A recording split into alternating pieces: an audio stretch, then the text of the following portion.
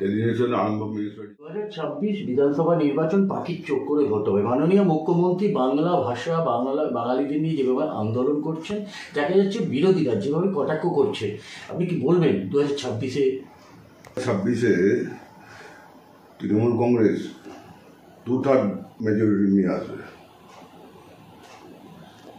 যেভাবে কথা বললে বাংলাদেশি বলা হচ্ছে এবং বাঙালিদের ওপরে যেভাবে অত্যাচার করা হচ্ছে, মাননীয় মুখ্যমন্ত্রী ভাষণ করছে, কর্মসূচি করছে, সেখানে ঠিক 2026-এর আগে সেই ছাউনি খুলে দিল। কি নজরে দেখুন, মমতা ব্যানার্জি 2026-এ ক্ষমতায় এলে এই ভাষা আন্দোলন নিয়ে তিনি আরও মুখর হবেন। হ্যাঁ, কারণ আজকে যেভাবে পরিযায়ী শ্রমিকদের উপর অত্যাচার হচ্ছে, তাদেরকে বাংলাদেশি বলা হচ্ছে, বাংলা ভাষায় কথা। স্যার এনআরসি নিয়ে যেভাবে কেন্দ্র সরকার নাড়াচাড়া দিচ্ছে, আপনার এখানে কীরকম প্রতিক্রিয়া হচ্ছে? আপনার স্যার এনআরসি নিয়ে আমাদের এখানে কোনো প্রতিক্রিয়া নেই। মানুষের মনে একটাই যে আমরা যেমন ছিলাম তেমন আছি। স্যার নিয়ে আমাদের কোনো ভাবনা নেই। না, সবাইকে পেয়ে গেছে এটা বলবো না, তবে 90% মানুষ পেয়েছে। তাতে একটু একটু সমস্যা দেখা দিচ্ছে। আপনার পৌরসভায় এই সমস্যাটা রয়েছে? ওই তো বলছি যে 90% লোক পেয়েছে, কিছু লোক এখনো পায়নি।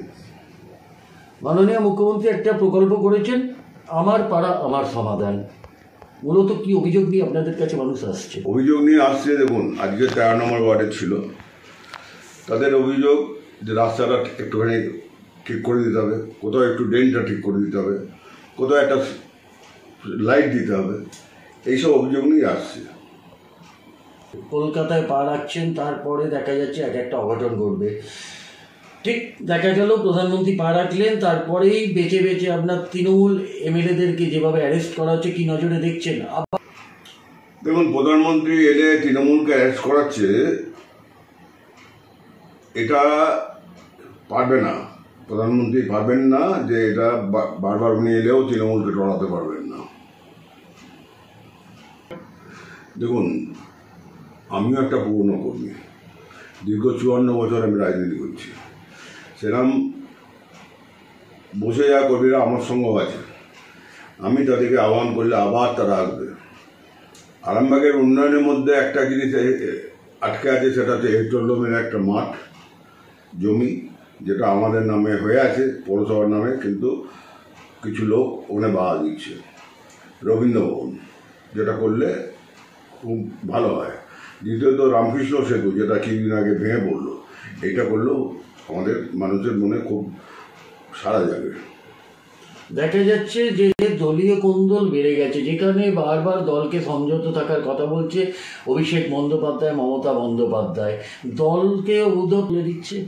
না না না, দেখুন, দলের কর্মীরা দলের নির্দেশেই চলে, অভিষেক ব্যানার্জি মমতা ব্যানার্জির নির্দেশেই চলে। কাজেই এরকম কোনো ব্যাপার নেই যে ওরা দলবিরোধী কোনো কাজ করবে। আদি 90 অনেক পুরনো যারা সেনা রয়েছে, সেনাপতিরা রয়েছে, তারা কোনো যোগ্য সম্মান পাচ্ছে না।